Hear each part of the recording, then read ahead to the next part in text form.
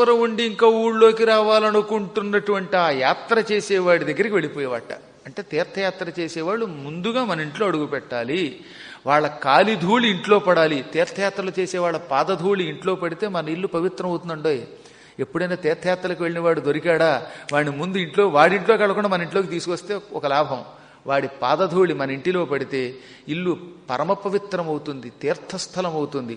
అదే పిచ్చి సినిమాలకు వెళ్ళి వచ్చాడనుకోండి, వాడి పాదధూళి ఇంట్లోకి వస్తే ఇల్లు ఇహతర చెప్పకల నరకం వైతరణి అవుతుంది.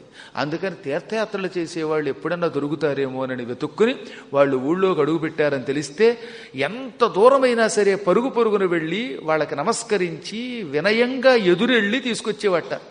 ఎప్పుడు పుణ్యాత్ములకి పెద్దలకి ఎదురు వెళ్ళాలట. చెప్పాడు వేదవ్యాసుల వారు మూలంలో, నాయనలారా పౌరాణికులు మీ ఊరు వచ్చినప్పుడు వాళ్ళు వస్తున్నప్పుడు ఒక్క అడుగు వాళ్ళకి ఎదురుగా వెళ్ళి వాళ్ళని లోపలికి తీసుకురా. అందుకే ఇప్పుడు కొంతమంది చూసారా, వస్తూ ఉంటే ఎదురుగుండా వచ్చి లోపలికి తీసుకొస్తూ ఉంటారు. ఇది ఒక గొప్ప ధర్మం.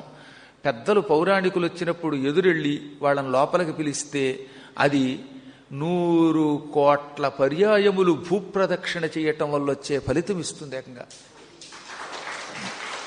ఎంతో బాగా ఈ విషయాన్ని మార్కండేయ పురాణంలో చెప్పారు.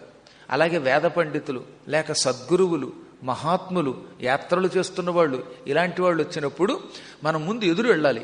వాళ్ళ దగ్గరికి వెళ్ళి రండి రండి అని ఆహ్వానించాలి. వాళ్ళు రాకపోయినా సరే మనం ఆహ్వానించాలి.